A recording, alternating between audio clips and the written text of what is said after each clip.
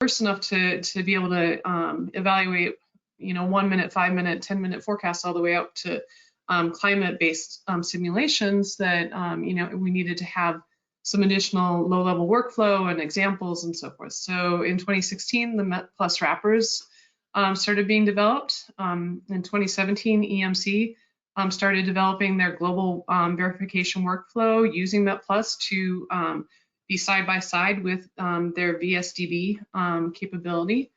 In 2019, we started expanding the MET viewer into METplus analysis tools. So that development started, and that included a lot of Python capability. In 2021, METplus wrappers were accepted to be installed on WCOS, which at that point was the operational system.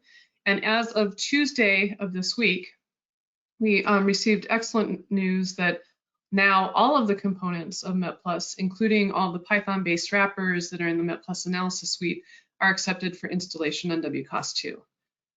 Through this progression, we've gone through kind of an explosion of packages we supported and dependencies we had, and now we're in the process of trying to consolidate those dependencies again. And part of that was in order to get the full acceptance to have our full suite installed on WCOS 2. So it's available to the operational community, to the developers that work on WCOS 2, but also then to the community itself.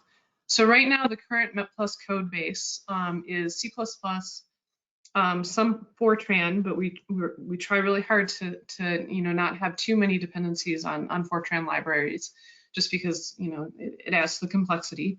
And then Python, but we've had to decrease the number of libraries that we have in METplus and remove some of those dependencies. But bottom line, as of this week, all components are accepted for installation on WCOS 2, which is really exciting news. So the result is this METplus framework, and over here in the upper right is the schematic of METplus, where there's the core, which is MET, and that's connected via the wrappers and all the low-level processing, which are kind of embedded in these black arrows. That, in essence, represents METplus in general. And then the analysis tools, which include 2 user interfaces, one for deep dive analysis and one for quicker looks, as well as the underpinning support for those analysis tools that can now also be run on an HPC without a database attached to it. We have Python-based diagnostics and plotting, communication between MET and Python to provide more flexibility. There's over 150 traditional statistics and diagnostic methods, over 15 interpolation methods, and we use configuration files to be able to pass those configurations, around different institutions to make the verification more reproducible and easier to share. We have object-based methods. We have, replicated the scorecard and then extended the scorecard that EMC has used for years. We have ways to compute statistics so you can get a spatial representation and, synthesis diagrams like performance diagrams and so forth. And over here on the left is just kind of a word map of the use cases that that we have in development and the applications that are associated with that. Okay, so underpinning all of that development work is having to maintain the repository and making sure that our development cycle is robust and that we can get our releases out as quickly as possible with as few bugs as possible. So in recent years, we've switched over to GitHub. We use GitHub issues and projects and actually discussions for our support mechanism. We've adopted a pull request methodology for all development. So the new development is done actually in branches, and then it's there's a pull request that's performed, and someone does a code review. There's also continuous integration testing that occurs whenever there's a pull request using GitHub Actions and so forth. We have switched our documentation over to Read the Docs, so we have a plethora of web-based documentation that's available at this point. We've added in beta releases to provide a more robust mechanism for user testing. And so we typically have like 3 to 6 beta releases during a development cycle where we actually cut a release with everything that's available in the develop branch at that time, make it available to interested users so that they can test out what we've added at their request, or just make sure that what we added did not break their current systems and so forth. And then we have also restructured our repository so it can be compiled directly for a while, or, up until recently, you would have to actually download a tarball. Now you can actually pull just straight from GitHub and so forth. And then we've also added in SonarQube at the request of Air Force, but it's good for everyone. SonarQube is used to scan for cybersecurity and look for possible security issues and risks and help us with mitigation. Okay, so the tools for standard statistics are basically 4 different tools.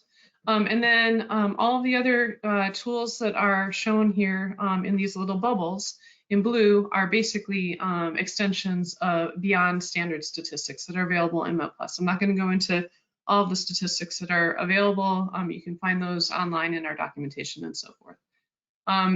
Also, for standard statistics, we do have analysis tools that can be used on the command line. Stat analysis and TC stat, perform the aggregations and that you may need to do. And then, over the past few years, we've also had METviewer and METexpress, which are database-driven applications that do the same kind of aggregation and computing of bootstrap confidence intervals and so forth. Looking at the diagram from a different perspective, these are the tools that a lot of times we're using for diagnostics, and so that's doing some generation of masking regions, areas of interest, and so forth. Looking at the data before it goes into METplus, and then there's a suite of tools for just gridded data sets, and then some TC tools that are also good for diagnostics, and then additionally analysis tools that can be run on the command line. Also, the diagnostics, there's a host of diagnostics that have been added to our Python-based underpinning of the analysis suite called METcalcPy and METplotPy. And a lot of like the S2S diagnostics that have been added recently are included in those 2 packages. And then tools for preprocessing, we have a suite of preprocessors for well-known and supported observation types. Once again, most of these are kind of focused in on operational verification, but recently we have added in support for some of the DA data sets as well. Most recently, Yoda, coming out of the JEDI package, we have a Yoda to NC package now. Another way to bring in preprocessed data, be able to read in observation types that maybe are not supported in METplus, or projections that currently are not supported in METplus, is through Python embedding. So just really quickly, this is what it looks like. Prior to Python embedding, you would have to have your data in a particular file format to go into our ASCII to NC tool to process the point data and then write out a MET-specific netcdf file that could be ingested by the rest of the tools. With Python embedding, what we do is we have this Python script that can be called by a tool like ASCII to NC or any of the other tools to allow the user to ingest data formats that currently aren't supported directly by MET. If there are observations, if you can write a script to read in that observation file and then put it into a pandas array, then METplus can use it. And for analyses and forecasts, if it's on kind of a standard atmospheric modeling projection and you can write a Python script to read it in and pass it in through NumPy and X-Ray, METplus can use it. You can also use things like METPy to compute other diagnostic fields that may not be in your traditional model output and so forth, and then pass that into METplus to use it. So Python embedding is a really powerful tool that we have. Okay, so what's new and improved? I'm just going to kind of cover what's been brought in over the past couple of years. I can honestly say that I have taken this from John Halley-Gotway's AMS presentation that he gave in January. So if you went to that, you'll see pretty much the same information in this section, but it seemed to be the most concise way of showing people, what we've added recently. So for pre-processing tool, I already mentioned YODA to NC, which ingests the data from JEDI, and that there is a version 2.0 for YODA output, and we have updated METplus to handle that as well. We have updated our support for METIS to NC. We've added in the computation of PBL and a couple different types of CAPE from the prep buffer data that is provided by EMC. We added in a common API for reading and writing NetCDF point observation files prior to 10.1. Once again, that was where you pretty much had to have things either in the ASCII format, or it had to be in a very specific NetCDF format. So we've added in much more flexibility. And then ASCII to NC,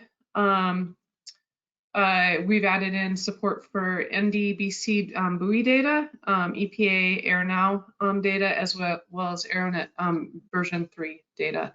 And you can specify that by specifying the format flag in the call to the tool. For some of our more traditional statistics tools, point stat, grid stat, and stat analysis, we added in a WMO statistic called SEEPS, and then a skill score index to provide a general skill score capability.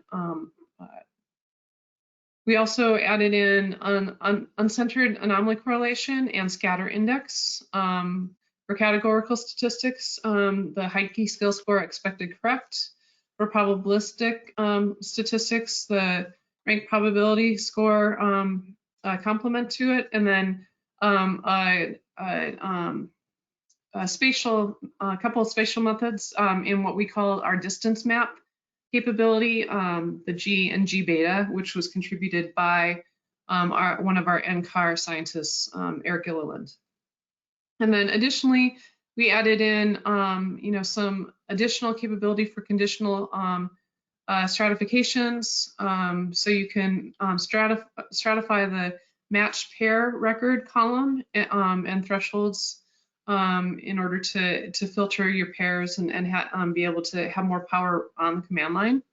Stat analysis now handles multiple output thresholds. And then a really big step forward for METplus was contributed by the Met Office, where they basically optimized GridStat using OpenMP. So it parallelized GridStat for the computation of neighborhood statistics.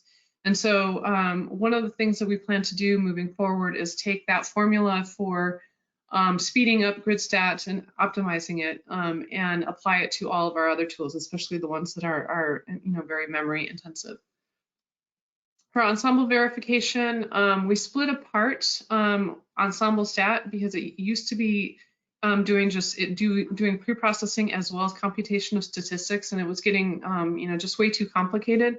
And so now we have a Gen Onsprod tool for Ensemble post-processing, but please keep in mind that we do not do all of the sophisticated post-processing of ensembles, using like machine learning and so forth. This is just very basic, straightforward ensemble post-processing. We don't want to have the complexity of ensemble post-processing embedded in METplus. We feel that should be separate. Also, some additional continuous ensemble statistics, such as the Herzbach CRPS, the FAIR CRPS, mean absolute error, the spread of the absolute difference, and the bias ratio. So those were requests from the Met Office and EMC. And then several other options for Ensemble, including standardizing the Ensemble members relative to a climatology, being able to read all the Ensemble members in if they're in the same file. The HIRA method, which stands for High Resolution Analysis, that was extended into ensembles if you're evaluating using point data. Ensemble Stat will derive basic probabilities on the fly and then verify them directly. That was at the request of EMC. And then the ability to define an ensemble control member on the command line. So there's an example of how to do that. Additional enhancements, we added in support for, in essence, semi-structured grids. A lot of the S2S metrics, have some kind of computation either along a meridional mean, taking a meridional mean or a zonal mean or something like that, and then passing those fields into a particular library to compute statistics. So we've added in support for that into the core MET tools. For TC enhancements, we've added in the ability to filter genesis spatially over particular regions. So you can do your TC genesis verification with a little bit more specificity. And then added in the support for verifying EDEX or ensemble probabilities of genesis and the National Hurricane Center Tropical Weather Outlook shapefiles. So that's a nice extension of our TC capability. And then enhanced support for some of our point obs, especially in our quick look data, or in our quick look tools, plot point obs. You can now plot the point observations over a gridded field, so you can do a direct comparison and better understand why your model has particular skills being computed, or trying to understand if something's going wrong or what the fields look like. So that's good. We also added in physics tendencies. This is courtesy of a project with M-cubed through JTTI. It right now is in the short range weather application use cases that are in our documentation, but there's no reason why you can't extend it to medium range weather and S2S as well if you would like to use that. We also have some additional use cases that were added in 11.0. I don't have all the stuff that was included in 10.1, but those include MJO ENSO diagnostic contributed by Christina Stan at George Mason University. Probability of exceedance, examples of how to do that in response to needs from the Climate Prediction Center. And then cloud cover use cases for MPass and GFS, and it should say file. I missed an F there. So using different satellite data and analysis files and looking at MPass and GFS. And then I already mentioned YODA version 2.0 format, as well as we have taken our first step forward in trying to harness and understand how to do verification on a native unstructured grid. Our first example is for the ELFRIC grid, which is the unstructured grid for the Met Office, which is very similar to the FV3. And it's using pre-processing from their suite of software called IRIS, but it's at least a first step forward on being able to do that. Okay, so examples from the community. These are taken from the METplus users workshop that we held last June. And I just wanted to talk a little bit about what it looks like for how to provide community contributions. When we first started getting community contributions, they were coming in either Python or Fortran or rewritten from another language into C++ and being generalized. It took a long time to get the contributions into METplus. So the first 4 that I have here, took quite a while to get to be added. And then we started saying, let's bring in our contributions through Python. For example, a lot of the S2S metrics were contributed by NOAA PSL, just because they had them in Python and it was a little bit easier to just pull them in. The tendencies I already discussed,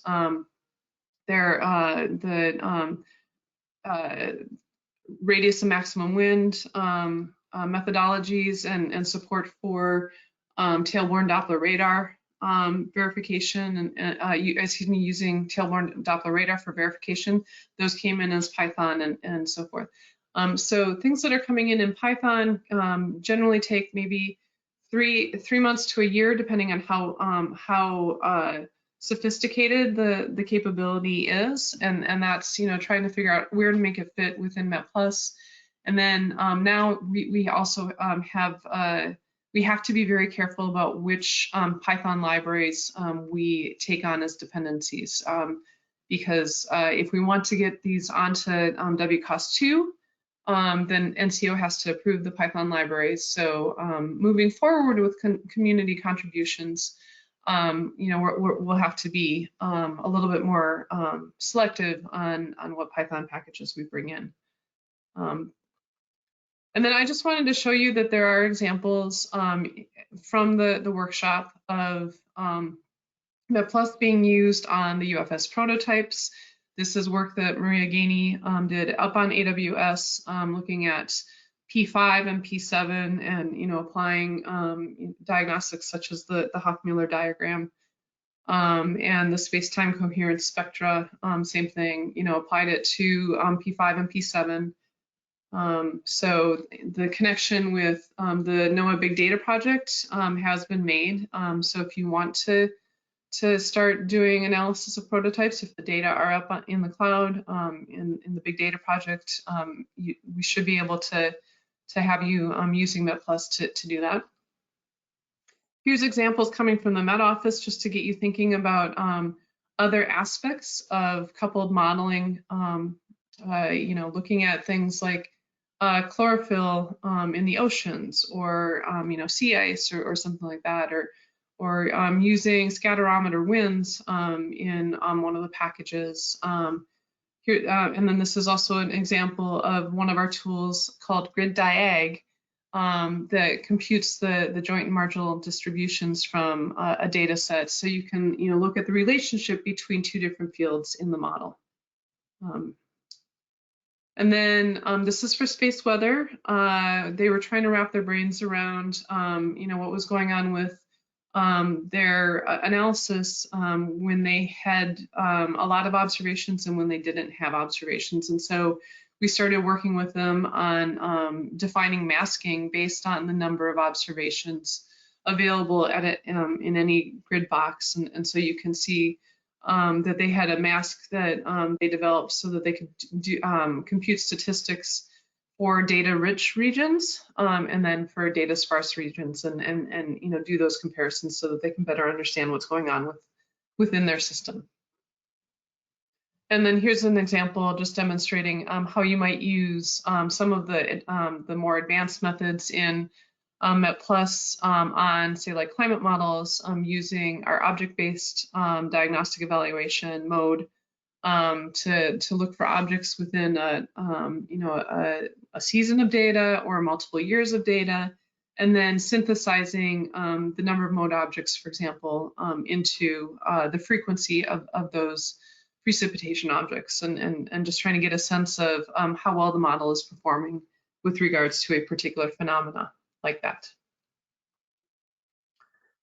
Okay, so then talking about another area that METplus is expected to help address is having metrics available for stages and gates within the whole development cycle, going from ideation all the way to operations for R2O.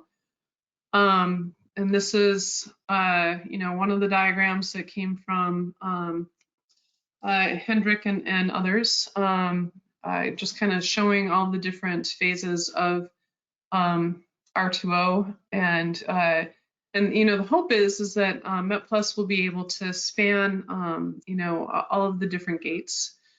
So at gate 5, which is right before things go into operations, that's kind of where the EMC verification system is sitting. You know, it's evaluating in operations, and then you know, whatever the capability that they have for operational verification, they should be able to apply to, you know, operational candidates as well. And so, you know, some of the challenges that we were running into with trying to get the full suite of METplus available to the EMC verification system was, you know, some of these contributed codes had Python libraries that were not accepted by NOAA and CO. We've had to remove some of those dependencies. NOAA has accepted some of those dependencies. So we actually, you know, as I pointed out, we just got over that challenge to some extent. But, you know, we'll have to continue monitoring what we're adding in so that if it's something that is going to be useful to not only the operational verification system, but also the developers who develop on WCOS or on whatever operational system it is, on the development side of that, that we can make those methods available to them. Okay, so then talking about, you know, gates 3 and 4, higher readiness level, and, you know, identifying, you know, those operational candidates and so forth. You know, one of the challenges that we've been running into is getting METplus into those development frameworks.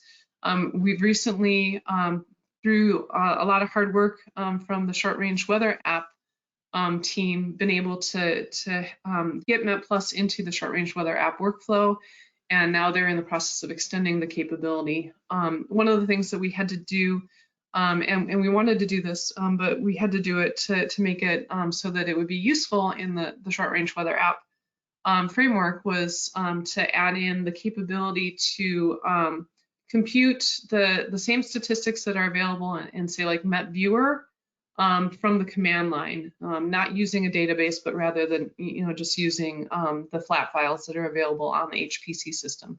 So we've made initial steps towards having that capability. We need to, the METplus team needs to expand the command line capability more, and then it can flow into the short range weather app. We also need to, you know, start working more completely with the medium range weather app workflow. The hurricane app workflow, we probably, the METplus team will probably have a little bit better luck with working with the hurricane app team on getting it into their workflow, being METplus is used pretty heavily by that team for evaluation as it is. Whereas medium range weather, we need to get them moved away from using VSDB and moved over to using METplus, especially now that we have the visualization capability coming online.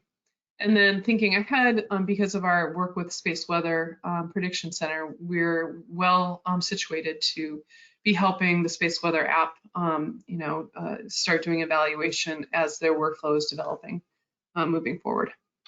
And then finally, for the lower gates, for gates 1 and 2, where we have lower readiness levels and so forth, that's where a lot of the diagnostics come in. And we're continuing to add in diagnostic capability with the recognition that, you know, we need to have more diagnostics that are available, and or figure out ways to have connections to diagnostic frameworks such as the Model Development Task Force, MDTF capability. So, okay, so support and training. METplus, as I said, has switched over to using Read the Docs for its user's guide, for each one of its user's guides, for each one of the components. And everything is, you know, rolled up and linked into the METplus user's guide. So it has, you know, links to all the different components, as well as a description of the wrappers and how to use those. For support, we are now using METplus discussions, and this is really nice from the standpoint of a discussion can come in, and if we feel that there's an issue that should be developed based on feedback from the community, or a great idea that the community has or something like that, we can just go ahead and transition that over to an issue, and then everybody can track it and see how it's moving through the development process and so forth. So the links to those two support mechanisms are listed here. Additionally, we have the METplus training series. We did the basic training series back in 2021 and 2022. That was 20 sessions, 21-hour sessions, so equivalent to basically 2.5 days of an in-person tutorial, where we gave presentations and then did a little bit of hands-on and demonstration of capability. All of the recordings from those 20 hours of trainings are still available up on the web at DTCenter.org events 2021 METplus training series. We are in the process of starting a new training series. It's advanced. It's more focused on more advanced topics. We anticipate this starting. We just opened up the call for registration this week, and it should be starting April 19th. So go ahead and check out what we have, and go ahead and get registered for that training series. I'll talk a little bit about the first 3 sessions in just another slide or two. But we will be supporting Amazon Web Services, AWS, NCAR HPC, and then NOAA HPCs as well. And then if you want to work on your own Linux server, you can do that. So what's in development? Assuming that that the structure of our next DTC annual operating plan stays the way we proposed it in February, then what should be on the docket for the next year or so is code refactoring and optimization. We've thrown a lot at METplus over the past 8 years, trying to give it what it needs for the UFS. So now we need to go back in and refactor and optimize. We're going to do that. Support for unstructured grids, FE3, MPAS, LFRIC, WRF, and tripolar are the 5 that have already been identified, and more will probably bubble to the surface. Additional support for command line analysis capability, I'd already mentioned that. For many years, we've had an R statistics package or script called TCMPR, which has been used by the tropical cyclone community quite a bit for model evaluation. We are in the process of finishing up the conversion over to Python for that. So that will remove the final R dependency, making our code stack, even more, I guess, having less dependencies.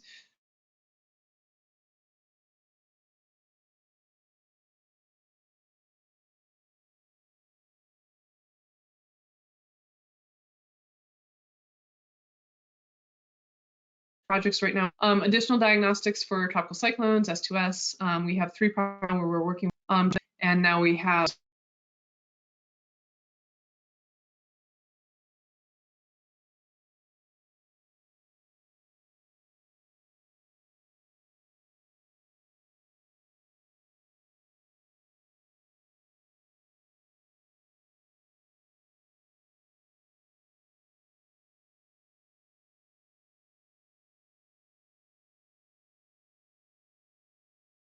Yay, thank you.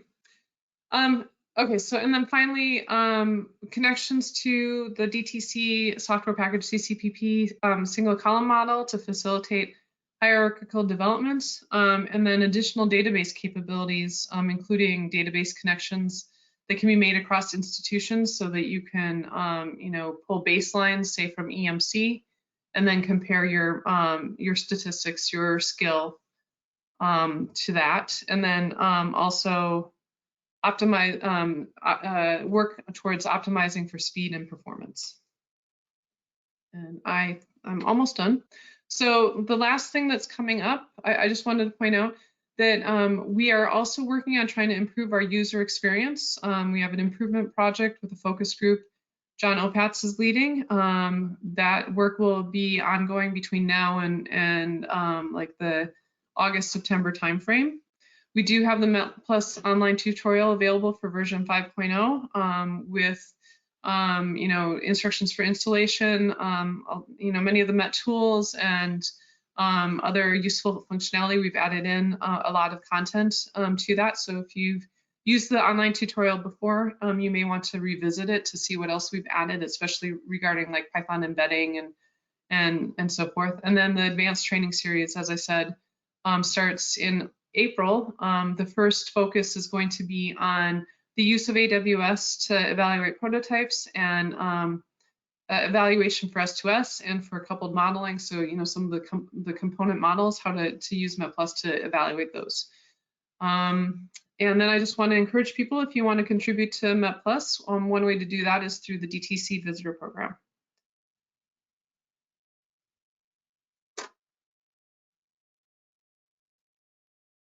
Uh-oh, there we go. So I guess that's it.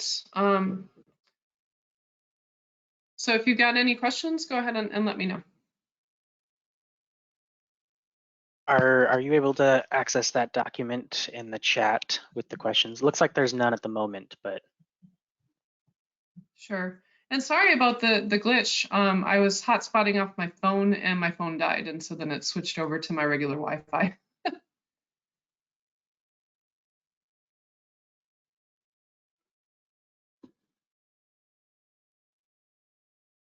So I do have access to the document, and I agree. I don't see any questions. Please ask me questions. I love to answer. I do see some people jumping in, so we'll wait a few minutes. See if some.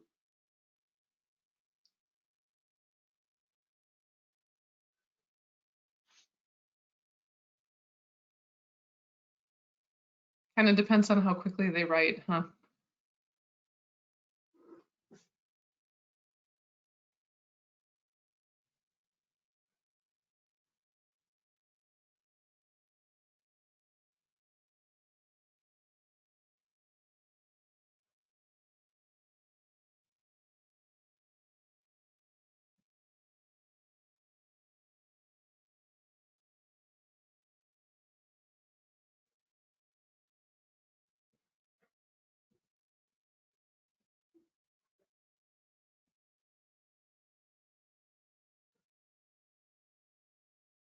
Well, we started with a question, is it possible to use, and then I don't know what they were going to say, but.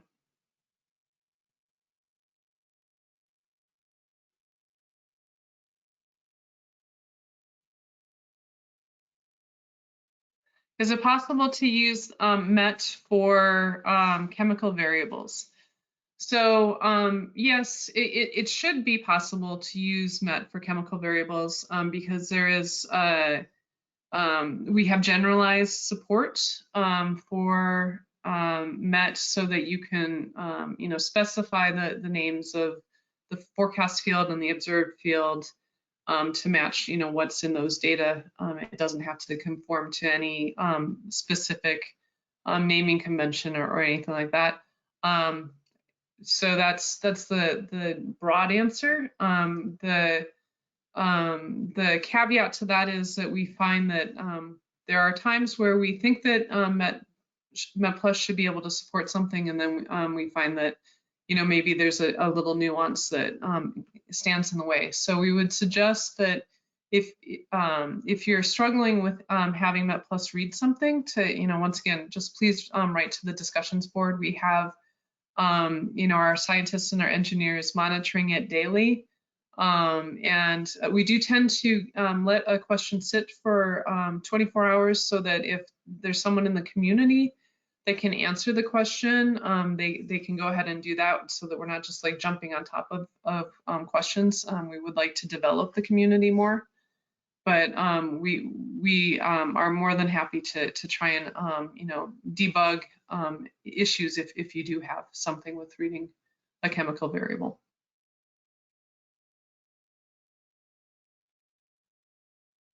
Mm-hmm.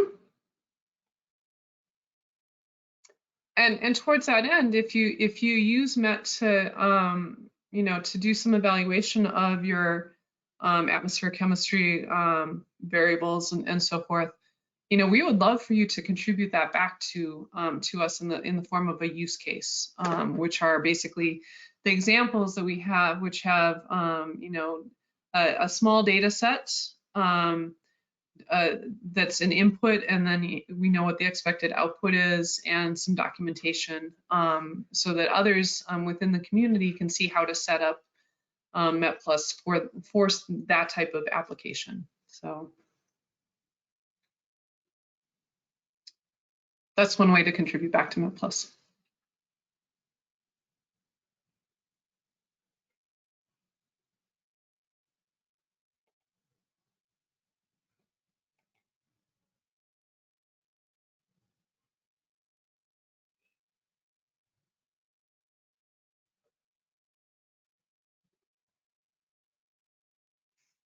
The question is about UPP, and it will not support WRF in the future. Is that true?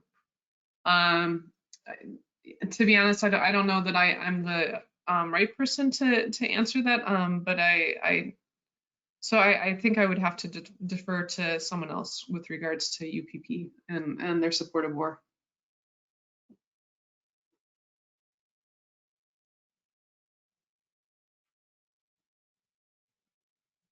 Is there anyone on the UFS webinar that can address that by going to the Google Doc?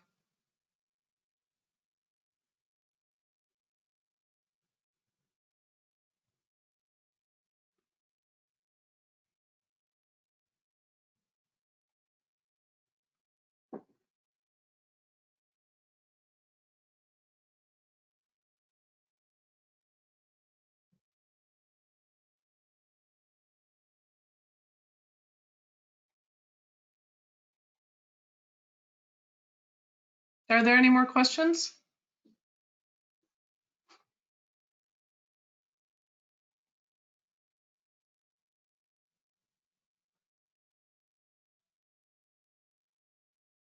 We'll give it just another minute, see if anyone has any last minute questions. Sure.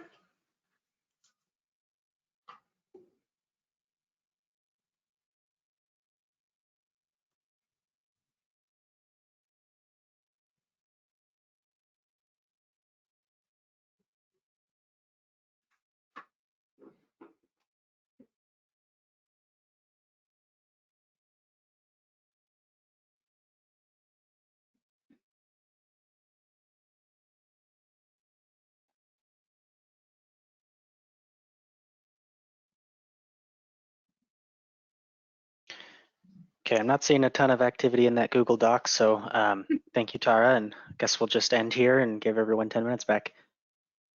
Thank you. Thank you.